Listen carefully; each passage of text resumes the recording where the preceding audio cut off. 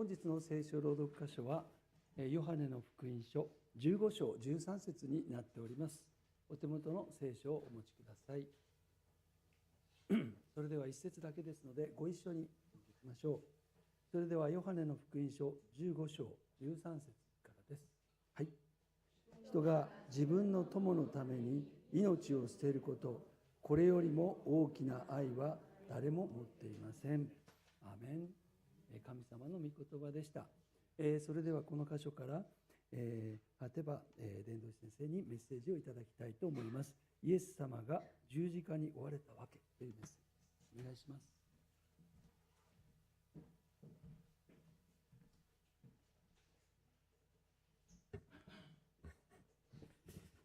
皆さんおはようございます。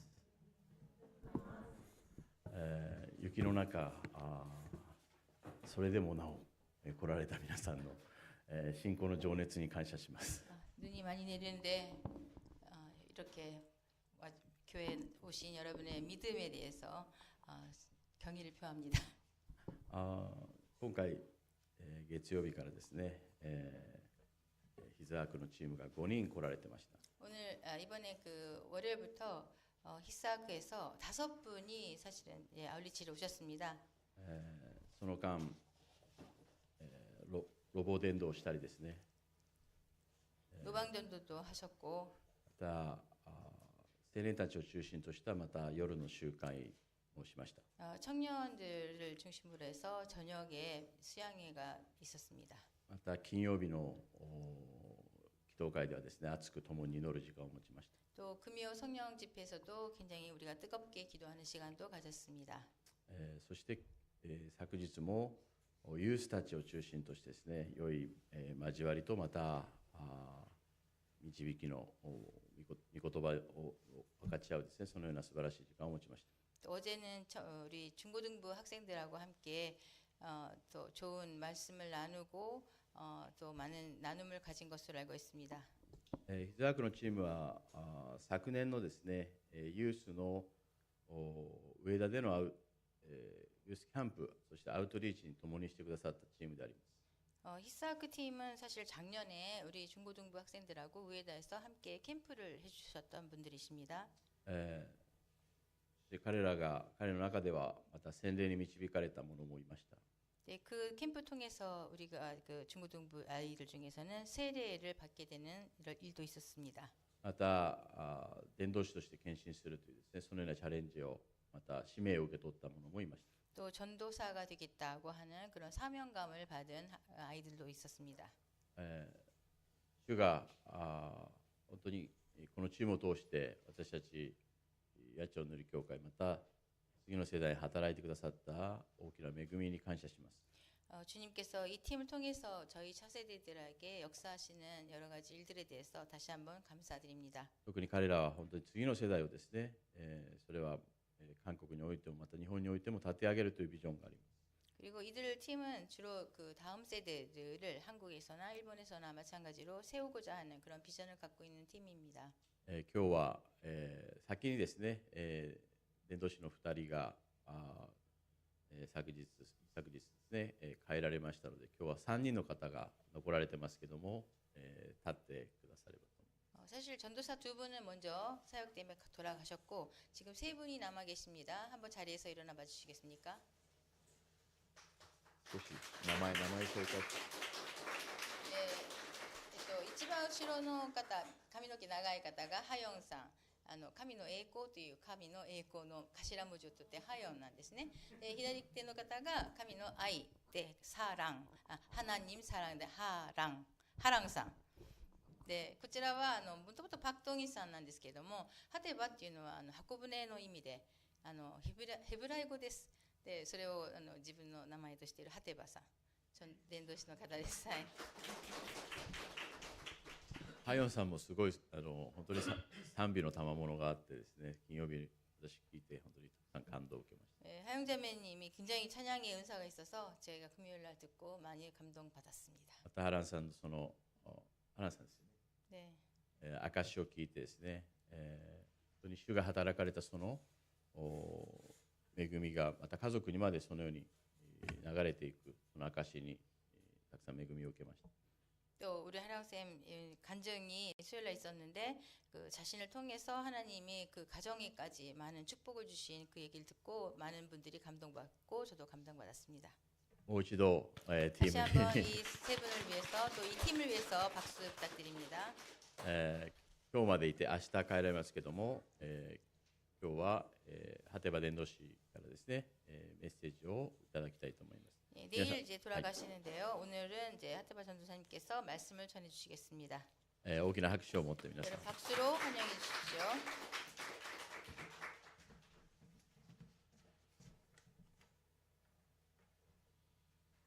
네, 잠시 기도하고 시작하겠습니다. お祈りして始めたいと思います。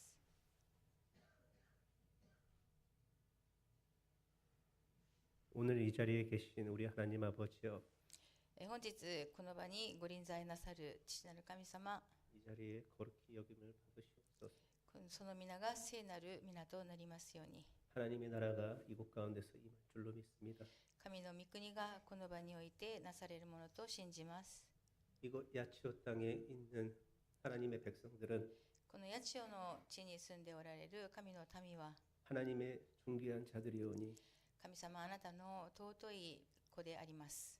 하나님의 모든 즐거움이 이곳 야치오 성도님들에게 있음을 믿습니다. あなたの喜びはまさにこの八千代の信徒一人一人の上にあることを信じます。 우리를 십자가의 보혈로 대속하신 私たちを主イエス・キリストの血潮によってあがなわれた 나사렛 예수 그리스도 이름으로 기도드렸습니다. ナザレイエス・キリストの皆によってお祈りします。 아멘. 예수님께서 십자가를 지신 이유를 우리가 알기 위해서는 このテーマですけれども、イエス様が十字架を追われたその理由、訳について知るためにはまず 하나님께서 이 세상을 창조하신 목적, 조금 길게 해주세요. 하나님께서 세상을 창조하신 목적, 그리고 사람과 언약한 법조문, 마지막으로 죄가 무엇인지를 알아야 합니다. まずそのためにはですね、神様がこの世を作られた目的は何なのか、またこの人と人間と神が契約っていうのを結びますよね。でその契約した法律立法の内容が何なのか、そして3番目に罪というものが何なのかを知らなければなりません。 창조가 국가의 건설이라면 법조문은 선악을 알게 하는 나무는 먹지 말라. 내가 먹는 날에는 반드시 죽으리라. まず創造というものは一つの国が建てられたというふうに考えられますけれども、そこでじゃあその中を治める立法ですね、法律は何なのか、創世記出してください。創世記2章の17節にあります。善悪を知る善悪の知識の木からは食べてはならないですね。 이것이 인간이 나라의 평안을 위해서 반드시 지켜야 할 인류의 첫 번째 법령이었습니다. これは人間がその国の神様が建てられた国の平安のためには必ず守らなければならない立法、法律でした。 아직까지 에덴에서는 죄가 없었기 때문에 샬롬의 나라였습니다. その当時まだ罪はなかったので、エデンの園というのは一つシャロームの国でした。 아담은 하나님의 형상으로 지음을 받았기 때문에 이 창조 세계에서 하나님을 대표했었습니다. 一つまたそこに住んでいた人はアダム。アダムは神の似姿に作られたものですから、この創造の世界においては神を代表するものでもありました。 향후 에덴에서부터 더욱더 생육하고 번성할 이 땅에서 아담은 이 법령을 지켜야 했고 또 후대의 자손들에게 가르쳐야만 했었습니다. ですからエデンの園においてどんどん栄えるべきその地においてアダムはこの法律というか立法をちゃんと守り、そしてその代々次の世代に教えなければなりませんでした。 만약 아담이 이 법령을 어긴다면은 아담은 하나님의 말씀대로 죽음의 형벌을 받게 될 것입니다. もしもアダムがこの法律を違反するとなったらば、この立法に書かれた通り、アダムは死ですね。その木から食べるとき、あなたは必ず死ぬとありますから、必ず死という刑罰を受けることになります。 그다음 하나님께서 아담이 홀로 있는 것을 보시고 그를 재우십니다. そして次ですけれども、神様は人が一人でいるのをよろしくないと思いましたので、彼をまず寝かせます。 아담의 갈빗대를 취하여 여자를 만드십니다. で、そのアダムのあばら骨から一つ取って女を作ります。 아담이 깨어납니다. その後アダムが目を覚めたらこのように言います。 이는 내 뼈 중에 뼈요 살 중에 살이라. 이것을 남자에게서 취하였은즉 여자라 부르리라 하리라. はい、創世記2章ですね。彼は言いました。これこそついに私の骨からの骨、肉からの肉、これを女と呼ぼう。男から取られたのだから。 이러므로 남자가 부모를 떠나 그의 아내와 합하여 둘이 한 몸을 이룰지로다. 아멘. その次の説も読みましょう。それゆえ男は父と母を離れ、その妻と結ばれて二人は一体となったですね。 놀랍지 않습니까? 우리의 하나님 아버지께서 아담을 지으시고 또 배우자를 주신 것입니다. 皆さんこれはすごく驚くべきことなんですけれども、神様はアダムを作られて、その配偶者も与えられております。 결혼을 시키신 것입니다. つまり婚姻、結婚が行われたということです。 이제 창조의 목적을 확인해 보겠습니다. ここで、ではじゃあ創造はなぜされたのか、その目的について見てみます。 해는 그의 신방에서 나오는 신랑과 같고 그의 길을 달리기 기뻐하는 장사 같아서 하늘 이 끝에서 나와 산을 저 끝까지 운행하며 그의 열기에서 피할 자가 없도다. 詩編19章19編5から6節ですけれども読みます。皆さん読みましょうか、一緒に。せーの。花婿のように太陽は部屋から出て勇士のように走路を喜び走る。天の果てからそれを天の果てからでそれは巡る。その熱から隠れされるものは何もない。 그의 사랑에서 피할 자가 없도다. この赤い字ですけれども、その熱というのはその神様の愛ですね。愛から避けられるものは誰もいないということです。 창조의 목적은 신방입니다. つまり創造の目的というのは新居を作るということです。 그렇다면 먹으면 죽게 된다는 저 무시무시한 법령은 하나님과 맺은 언약이자 부부간의 언약이기도 한 것입니다.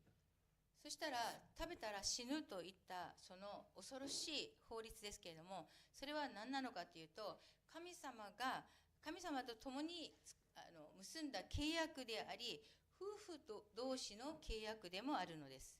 결혼식에서도 신랑과 신부는 하객들 앞에서 평생을 당신만을 사랑하겠습니다라고 궁적인 약속을 선언합니다. これは結婚式でも新郎新婦は多くのお祝い客の前で一生涯あなただけを愛しますという契りを結びますよね。 그 뒤에 부부는 국가가 보장하는 법적 문서에 서명을 하지 않습니까? その後に夫婦たちは正式な夫婦になるためにはやっぱり届けを出します。これは国が認めた法律にサインをするというような行為です。 혼인 신고를 하는 것입니다. 婚姻届を出すということになります。 그래서 사도 바울은 에베소서에서 부부가 육체의 결합으로 둘이 하나가 되기에 이 분리될 수 없는 관계를 그리스도와 교회로 비유하고 계신 것입니다.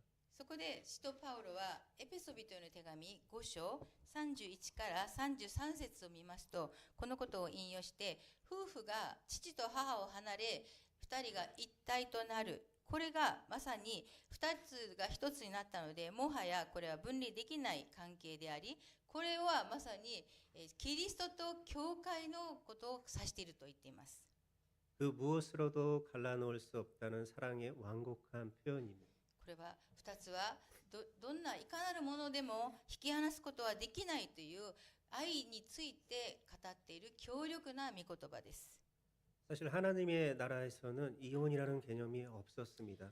実際神の御国の中では離婚という概念がありませんでした。 분리가 없었습니다. つまり離れるとか離別はありません。 하지만 하나님께서 보시기에 좋았더라 이 창조 과정에서 포함되지 않았던 불순종의 영이 피조물 중 가장 강교한 뱀을 택하여 그 모습을 드러냅니다. しかしなら神様が作られた見てよしとされたという創造の世界では実はいなかったその不従順の霊、その霊が被造物の中で最も賢い蛇を選んでその姿を表します。 침입자입니다. 侵入者とも言えるでしょう。 그가 하와에게 묻습니다. その蛇がその存在がエヴァに聞きます。 하나님이 참으로 너희에게 동산 모든 나무의 열매를 먹지 말라 하시더냐. 神様は本当にあなた方にこの園のすべての木の中で木の実を食べてはならないと言ったのか。 하와는 답을 합니다. そこでエヴァは答えます。 동산 나무의 열매는 우리가 먹을 수 있으나 동산 중앙에 있는 나무의 열매는 하나님의 말씀에 너희는 먹지도 말고 만지지도 말라 너희가 죽을까 하노라. エヴァのことを皆さん共に読んでみましょうか。私たちは園の木の実を食べてもよいのです。しかし園の中央にある木の実についてはあなた方はそれを食べてはならない。それを触れてもいけない。あなた方といけないからと言いました。 사탄은 말을 합니다. サタンは言います。 너희가 결코 죽지 아니하리라. あなた方は決して死にません。 너희가 그것을 먹는 날에는 너희 눈이 밝아져 하나님과 같이 되어 선악을 알 줄 하나님이 아심이니라. それを食べるときその時目が開かれてあなた方が神のようになって善悪を知るものとなることを神は知っているのです。 하나님과 같이 되어 神のようになってとあります。 이 말에 여자는 선악과를 주목합니다. この言葉に引きつられて女はやっぱりその善悪の木の実に注目します。 그 실과를 보니 먹음직도 하고 보암직도 하고 지혜롭게 할 만큼 탐스러워 보입니다. その実はとても見てよし、また食べると美味しそうであり、また知恵がつくように、その見えました。 하와가 그 실과를 취한 후 그의 남편에게도 그 실과를 주게 됩니다. エヴァは自分も食べた後に自分の夫にもそれを勧めます。 그들의 눈이 밝아집니다. その時彼らの目は明るくなりました。 서로 벗었음을 알게 됩니다. お互いに裸であるということに気がついたのです。 수치심을 느낀 그들은 무화과나무 잎을 엮어서 자기 몸을 가리게 됩니다. 恥ずかしいと思った彼らはイチジクの木を祝いで自分たちの体を隠します。 두 사람이 벌거벗었으나 부끄러워하지 않았었는데 해처럼 빛난 의의 옷을 입고 있었는데 그 옷이 벗겨진 것입니다. 実は彼らは裸であっても恥ずかしいと思わなかったというのは彼らはもう、太陽のように輝く義の衣を着ていたんですね。でその衣が脱がされたのです。 이미 하나님과 같았던 아담은 저 타락한 천사를 꾸짖고 다스려야 했었는데 거짓에 굴복하여 허무한 데에 넘어간 것입니다. 実は神様のような神を代表していたアダムはその堕落した天使のことを叱ってそして治めるべきでしたけれどもその偽りに負けてしまって結局崩れてしまったのです。 불순종과 죽음 이것이 죄의 기원입니다. まずは不従順そして死これが罪の起源というものでしょう。 아담은 죄를 짓고 그 원인을 하나님과 여자의 탓으로 돌렸었는데 이는 변명일 뿐 그는 선악을 알고 있었습니다. アダムは罪を犯してその、原因を神様のせいそして女のせいにしてしまいましたけれども、これは彼の言い訳に過ぎず彼はもうすでに善と悪を知っていました。 다 함께 창세기 2장 17절을 읽어보겠습니다. もう一度創世記2章17節を共に読み上げてみたいと思います。はい、しかし善悪の知識の木からは食べてはならない。その木から食べるときあなたは必ず死ぬ。 선은 하나님의 말씀입니다. 善というものは神の御言葉のことです。 이 말씀은 거짓이 없으며 절대적인 진리입니다. この御言葉には偽りがありません。そして絶対的な真理なるものです。 기준입니다. 私たちの基準でもあります。 그럼 악은 무엇입니까? では大義の悪は何でしょうか。 동산 나무의 열매는 우리가 먹을 수 있으나 동산 중앙에 있는 나무의 열매는 하나님의 말씀에 너희는 먹지도 말고 만지지도 말라 너희가 죽을까 하노라. エヴァが言った言葉、園の木の実はすべて食べることができるけれども、園の中央にある木の実は神がおっしゃるに、それは食べることも触れることもするな、あなた方が死ぬかもしれないからとエヴァが言いました。 이 하와처럼 내가 하나님이 되어서 선악의 기준을 바꾸는 것입니다. この言葉の通り、私たちがその神になって善悪の基準をすり替えてしまうことです。 이에 사탄은 말을 했었죠. 너희가 결코 죽지 아니하리라. これについてサタンが付け加えましたよね。あなた方は決して死にません。 악은 거짓입니다. 悪というのは偽りです。 이 세상이 무엇으로 창조되었습니까? この世の中が創造された時に何をもって創造されたでしょうか。 하나님의 말씀입니다. 神の御言葉です。 하나님께서 말씀하시면 그것은 그대로 되었습니다. 神が仰せられた、それはその通りになりました。 하와의 주장처럼 먹으면 죽을까 하노라가 아니라 거짓에 속아 죽음을 택했습니다. エヴァが言ったように食べたら死ぬかもしれないではなく、偽りに騙されたからこそ死に至るのです。 이것이 바로 한 사람의 죄로 인하여 그 죄가 우리에게 들어온 사건입니다. これこそ一人の罪によって罪が私たちの中に入ってきたという出来事です。 아무리 이 세상에서 과학이 발전할지라도 사람에게 죽는 것은 정해진 것입니다. 科学の発展がいくら素晴らしいとはいえ、人が死ぬというのはもう決められた定めです。 죽은 후에는 심판이 있습니다. 死んだ後は私たちに裁きがあります。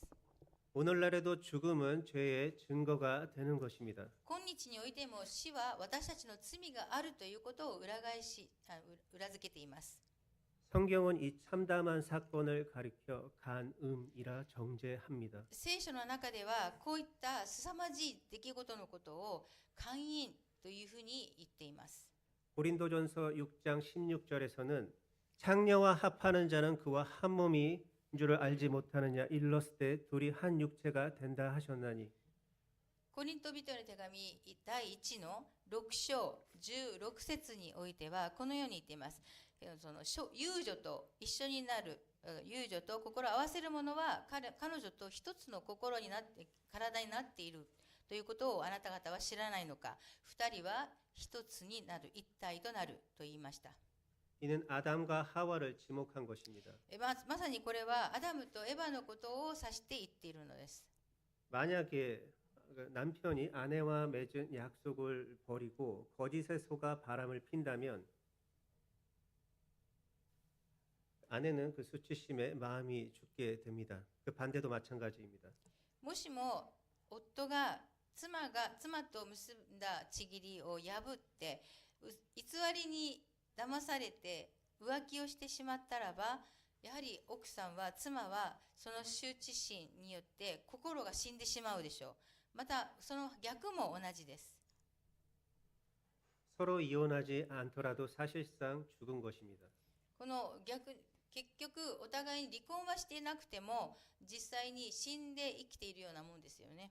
인간은 저 법조문의 형벌대로 죽었어야 했는데 놀랍게도 하나님께서는 새 언약을 선포하십니다. ここで人間はその立法、法律の通り刑罰を受けて死ぬべき存在でした。しかしながら素晴らしいことに神様は新しい契約を宣言されます。 다 함께 창세기 3장 15절을 읽어보겠습니다. 共にじゃあ創世記3章15節を読み上げたいと思います。私は敵はお前と女の間にお前の子孫と女の子孫の間に置く。彼はお前の頭を打ち、お前は彼のかかとを打つ。 이 사망의 저주를 직접 끊어낼 여자의 후손을 하나님께서 우리에게 보내주실 것을 약속하셨습니다. この死という呪いから直接私たちを救ってくださる女の子孫をメシアをですね、私たちに送ってくださるとすでに約束されています。그 다음으로 하나님께서는 그들이 입고 있었던 무화과 나무 잎 대신 가죽옷을 입히시고 에덴에서 추방시킵니다. その後のことは、神様が彼らが身にまとっていたイチジクの葉っぱの衣を剥がして、革でできた服を衣を着させて、その後にエデンから追い出しますよね。 여기서 우리는 추방 대신에 가죽옷을 주목해야 합니다. 追い出されたっていうことよりも、私たちが注目すべきは彼らに着せてくださった革の衣です。 이것은 아담의 수치를 가리기 위해서 죄가 없었던 동물이 죽은 최초의 사건으로 아담 대신 동물이 죽은 대속의 모형을 성경이 기록하고 있다는 점입니다. これはアダムが感じていた恥を隠すためには、罪のない動物が血を流して死んだという初めての出来事であり、そのアダムの代わりに動物が死んだ、つまり誰かのために誰かが贖いの、その贖われた、誰かを贖うために誰かが死んだっていうこの雛形を聖書が言っているのです。 에덴에서 추방된 아담의 후손들은 무려 약 4,000년간 여자의 후손을 기다려왔습니다. その後エデンから追放されたアダムの末裔たちはおよそ4000年の間、その女の子孫が来ることを待ち望んでいました。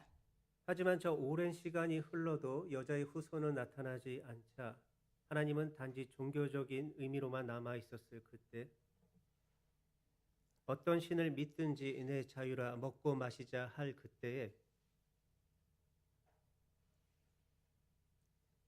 しかしながら、その長い間が経ったとしても、女の子孫は現れてきません。なので、イスラエルの民は、ただ単に神様のただ宗教的な意味としてなのかなと思っていたその時、どんな神を信じているとしても、その自分の自由ではないかというふうに堕落してしまったその時に、空から一つの星が現れます。 하늘에서 한 별이 떠오르게 됩니다.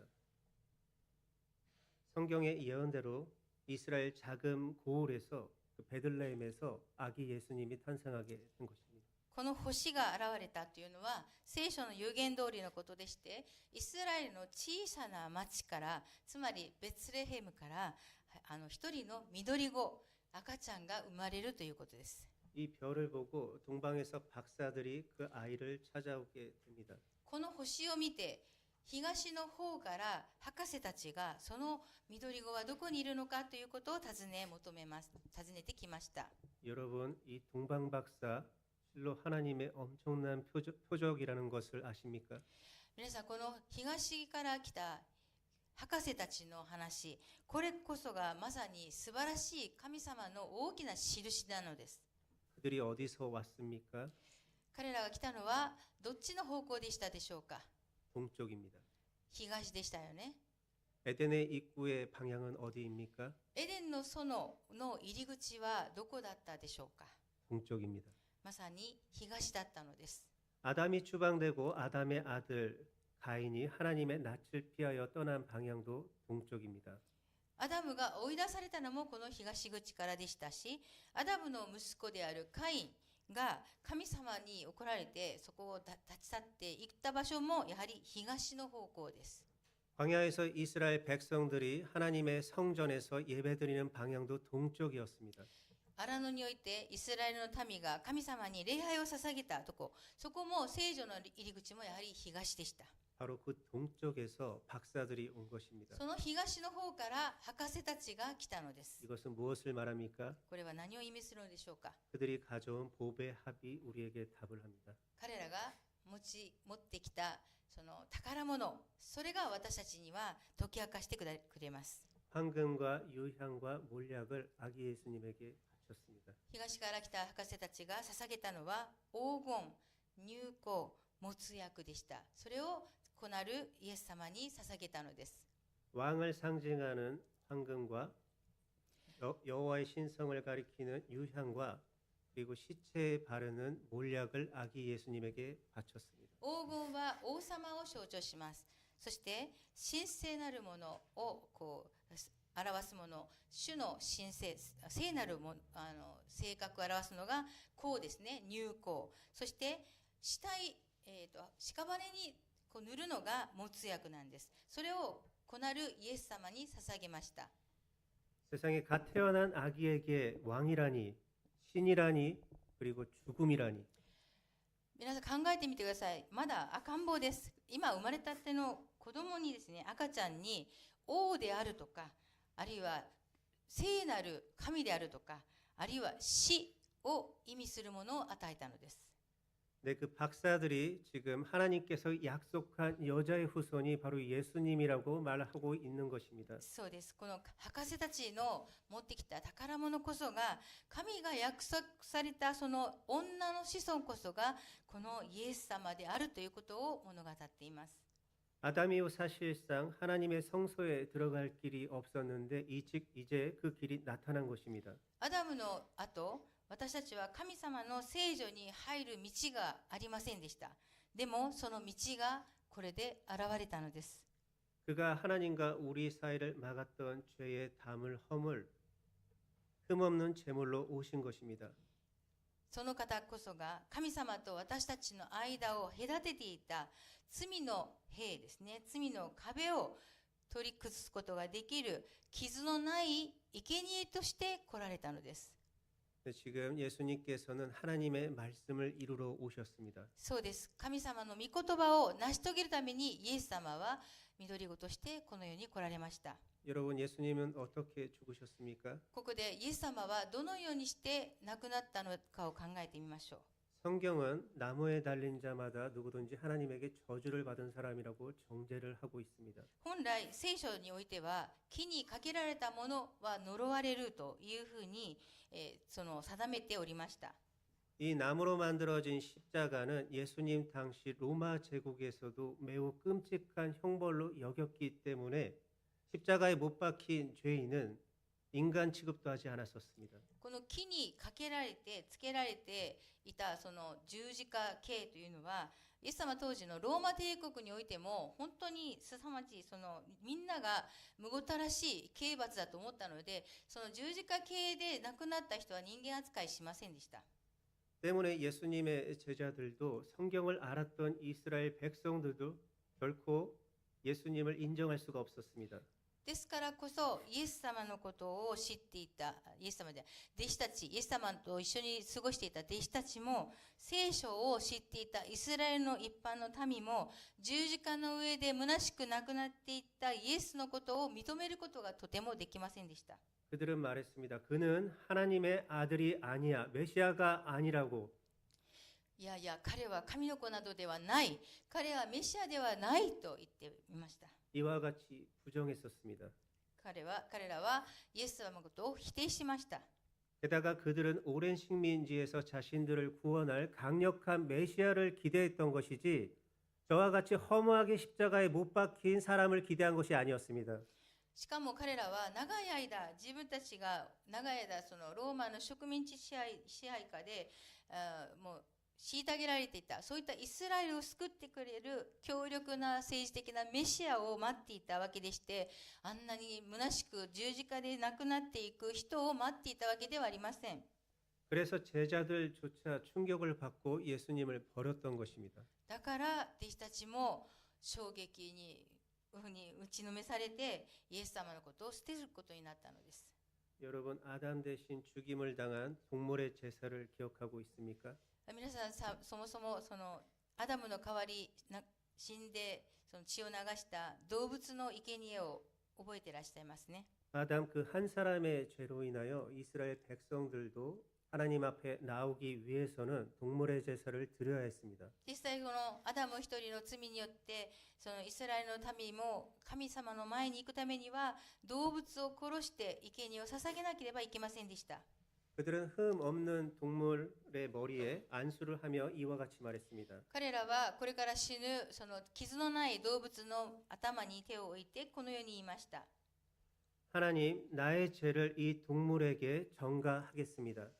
天の父なる神様、私の罪をすべてこの動物に転嫁します。 또 칼로 그 동물을 죽입니다. そして刃物でその動物を刺します。 죽이면 피가 흐르죠. 動物が死んだら血が流れますよね。 피에는 생명이 있습니다. この血には命があります。 아담 대신 동물이 백성 대신 동물이 죽음의 형벌을 대신 받은 것입니다. アダムの代わりに動物が、そしてすべての民のために動物がこの死の刑罰を受けてきたのです。 하지만 이 피의 제사로는 우리의 죄를 없애지 못했습니다. しかしながらこの血の生贄とだけでは私たちの罪を消すことはできませんでした。 단지 그것은 죄를 기억나게 할 뿐이었습니다. ただむしろその罪を思い起こす道具にはなりました。 이는 다가올 진짜의 모형이기도 했습니다. ただこれは今後これから来たるべき本物に対しての雛形だったのです。 여러분 하나님께서 아담을 위해 맺으신 새 언약과 아담 대신 죽은 동물의 제사를 기억하고 있습니까? 皆さん、神様がアダムの代わりに殺したアダムのとの間に新しい契約を結んだということ、創世記の中にありましたよね。もう一つ、アダムの代わりに死んだその動物の生贄を覚えておきましょう。 이것이 사실상 유언이라는 것을 알고 계십니까? これは事実上の遺言です。 유언이 무엇입니까? 遺言とは何でしょうか。 죽은 후의 말입니다. それは死んだ後に残る言葉です。 유언은 유언한 사람이 죽어야 유효합니다. この遺言というのは言った人が死んで効力を発揮するものです。 유언은 살아있는 동안에는 효력이 없습니다. ですからまだ生きている間はその遺言は遺言にはなりません。効力がありません。 제가 다시 하나님과 아담이 맺은 법조문을 읽어보겠습니다. もう一度最初に神様がアダムと結んだ契約の法律をもう一度読んでみましょう。創世記2章の17です。 선악을 알게 하는 나무의 열매를 먹지 말라. 내가 먹는 날에는 반드시 죽으리라. 善悪の知識の木からは食べてはならない。その木から食べるときあなたは必ず死ぬ。 이 법조문은 무엇으로 만들어졌습니까? この律法は何によって作られたんでしょうか。 세상은 무엇으로 만들어졌습니까? また世の中、世界は何によって作られたんでしょうか。 하나님의 선하신 말씀으로 만들어졌습니다. 神の善なる御言葉によって作られました。 그러니까 그 언약의 당사자가 하늘에 살아 계셨기 때문에 유언은 효력이 없었습니다. この契約を結んだ当時のこの契約の当事者なる神様は今この時代この時期には生きておられますよね。ですからこの遺言はまだ効力を発揮しません。 여전히 사망이 우리 안에서 왕노릇하게 된 이유입니다. ですから私たちのうちの中で死が私たちの王様になって治めていたのです。 그러나 놀랍게도 언약의 당사자께서 아담의 몸으로 오신 것입니다. 素晴らしいことにその契約の当事者である方が死ぬことのできるアダムの体を着てこの世に私たちの間に来てくださったのです。 죽을 수 있는 몸으로 오신 것입니다. 死ぬことができる肉体を持って来られたのです。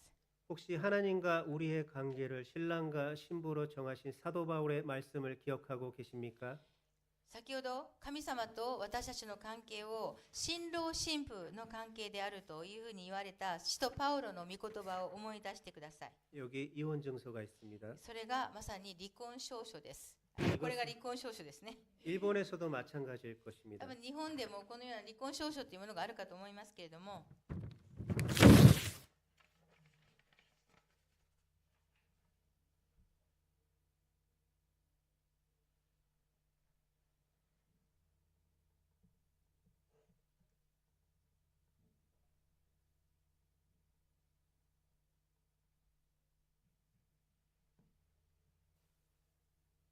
이 계약은 무효다. この契約はもう無効である。 이것이 십자가 사건입니다. これがまさに十字架の事件、出来事です。 법조문에 묶인 우리의 저주를 찢은 사건입니다. この律法に縛られていた私たちへの呪いがちぎられた出来事です。 아담과 언약한 그 당사자가 직접 제물이 되어서 죽으신 것입니다. アダムと契約を結んだ当事者が直接生贄となって死んでくださったのです。 죄는 아담이 지었는데 죄 없는 언약의 당사자께서 죽으신 것입니다.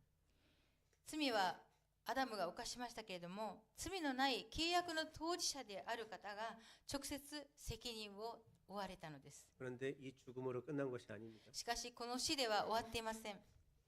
예수님께서는 성경대로 장사한 지 사흘 만에 죽은 자 가운데서 다시 살아나셨습니다. 할렐루야.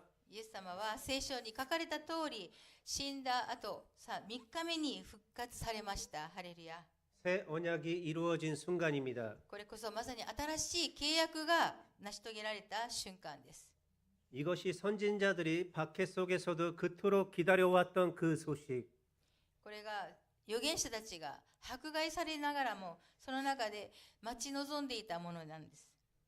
사도행전에서 외쳤던 그 복음. 人の働きの中で弟子たちがみんな叫んでいたあの福音です。 예수가 그리스도라 그가 부활하셨다. イエスはキリストである。彼は復活された。 기쁜 소식입니다. 朗報です。 이는 여기에 제가 온 목적입니다. これこそ私がここに来ている理由でもあります。 예수가 그리스도라 그가 부활하셨다. イエスはキリストである。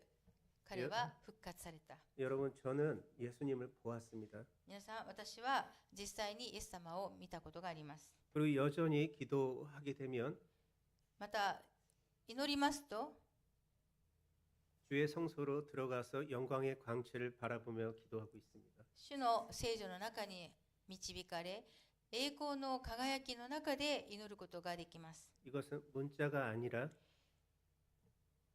진리이며 저의 혼자만의 간증이 아니라 여러분에게도 해당되는 일입니다. これはただ単に言葉というのは文字ではなく真理でありますし、私だけにとどまらず皆さんもやはり同じことを体験することができます。 성경은 무호합니다. 聖書は誤りのない御言葉です。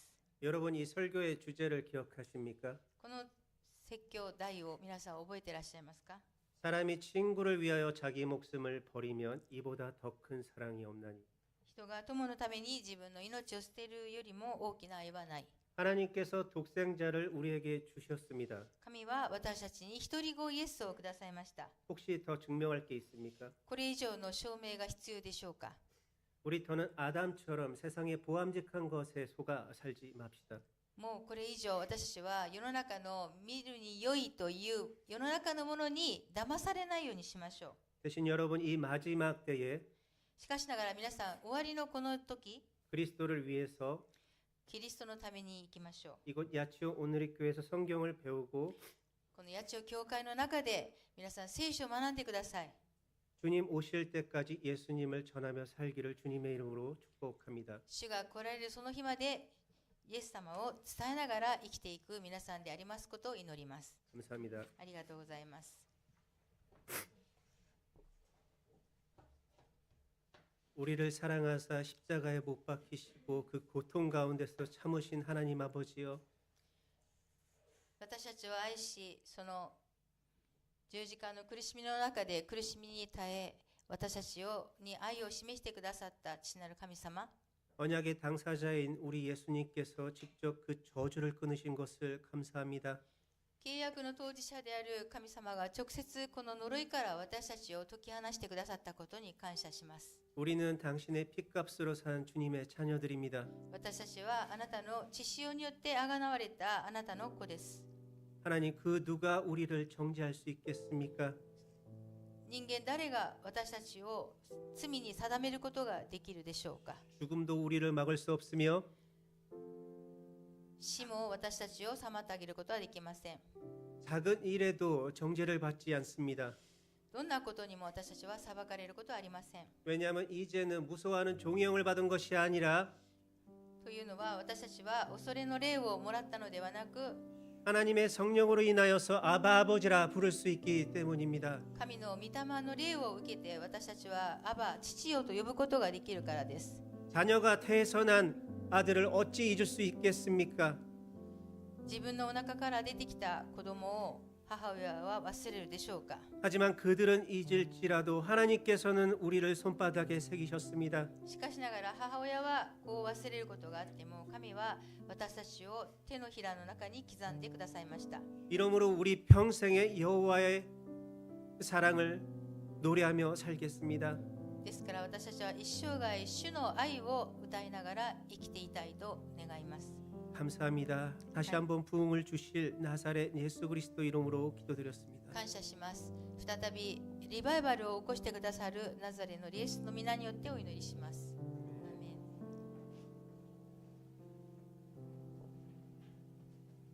共に、賛美を捧げましょう。